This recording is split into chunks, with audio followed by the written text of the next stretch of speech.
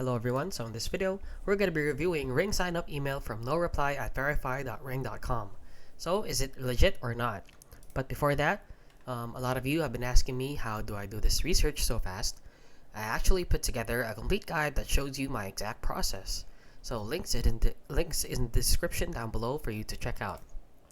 And with that out of the way, let's get into the review. So as you can see, you have it here opened up at malwaretips.com.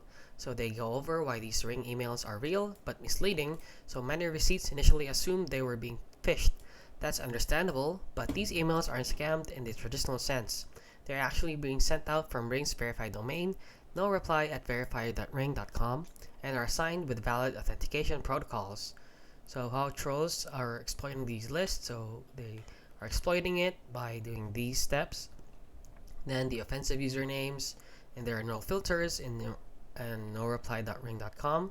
There are no filters so that trolls can use offensive usernames. It can also cause harm and trauma, and weak support response, and a lot more. So if you got this email, your email may have been compromised, but there's no guarantee of that. But there is a chance that your email has been compromised. So if you received an email, these are the immediate steps to take. So these are what the immediate steps that Ring should take, is to filter offensive usernames, implement pre-signup email verification, allow easy account removal, and public accountability.